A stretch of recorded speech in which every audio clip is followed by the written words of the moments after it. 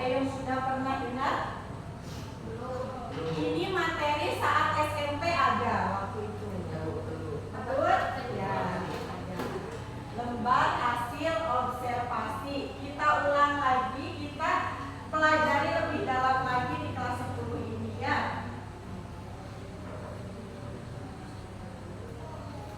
Ada yang tahu lembar hasil observasi itu apa? Coba pergunakan gawai kalian. Apa itu lembar hasil observasi?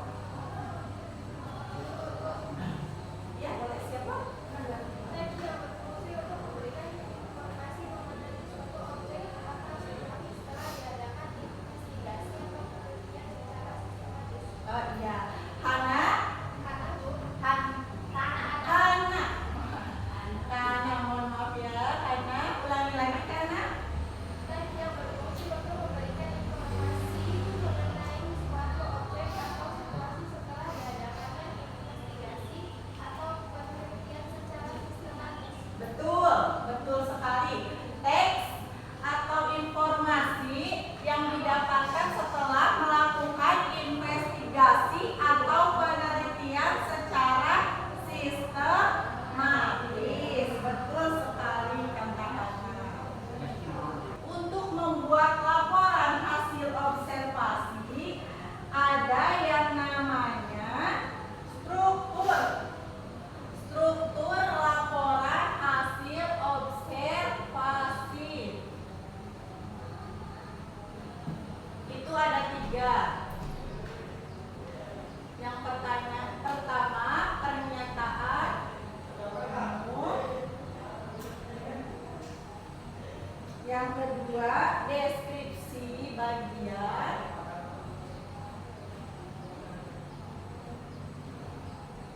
yang ketiga deskripsi manfaat dan kesimpulan.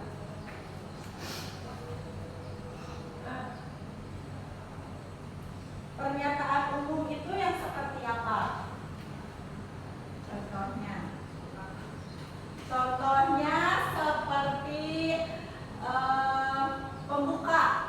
Jadi bisa kita akan membuat laporan hasil observasi tentang padi.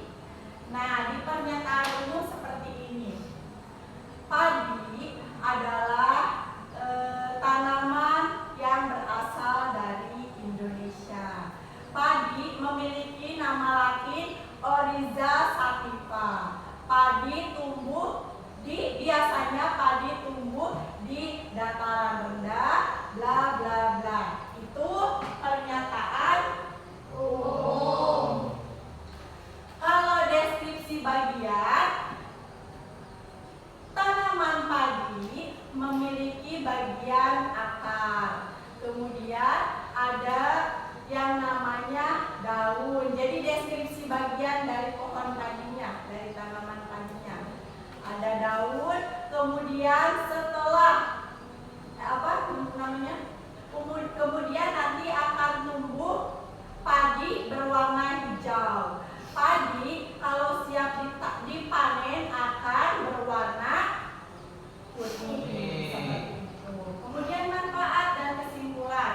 Kesimpulannya, manfaat dari tanaman padi yaitu bisa digunakan sebagai makanan pokok mayoritas penduduk negara Indonesia. Itu manfaatnya. Seperti itu ya. Jadi struktur laporan hasil observasi itu terdiri dari 3 bagian. Pernyataan umum, biasanya pengertian, nama latin, dan gambaran suatu objek secara umum. Kalau deskripsi bagian, itu bagian-bagian secara spesifik dari objek yang kita amati, dan manfaat atau kesimpulannya di bagian ketiga.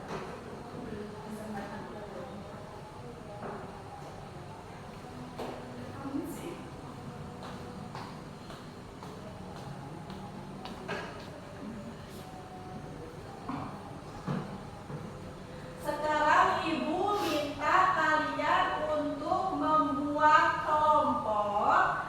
Kita membuat laporan hasil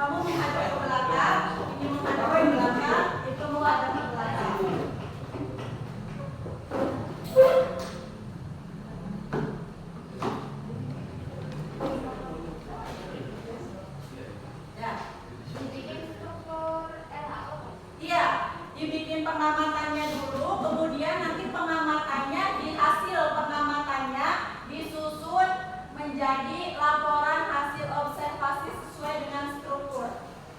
Itu ya. Ini mau mengamati apa? Pohon mangga atau buah mangganya? Pohon mangga. Ini mengamati apa? Ini mengamati apa? Batu. Padi. Tanaman padi atau padinya? Tanaman padi. Oke, silakan. Ini mau mengamati apa? Rumput, boleh. Ini mengamati rumput. Ini tanaman padi. Ini pohon mangga. Silakan kalian melakukan observasi di luar kelas, melakukan pengamatan di luar kelas sesuai dengan objek yang kalian pilih masing-masing. Ya, nanti masuk lagi ke kelas, kita buat laporan hasil observasinya.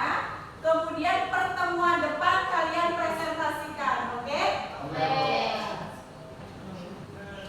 Silakan.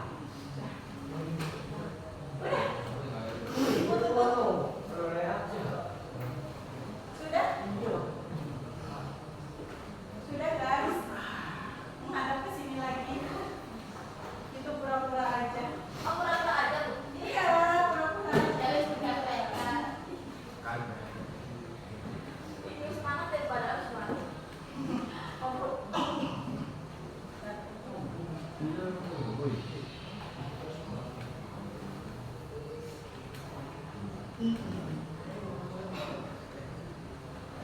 Sudah ya? Kalian sudah melakukan pengamatan tentang objek yang kalian pilih. Kemudian kalian juga sudah membuat laporan hasil observasinya. Karena kita waktunya terbatas, waktu kita sudah habis. Untuk presentasi laporan hasil observasinya kita lakukan pertemuan selanjutnya. Sebelum Ibu tutup, kita review terlebih dahulu. Laporan hasil observasi itu apa?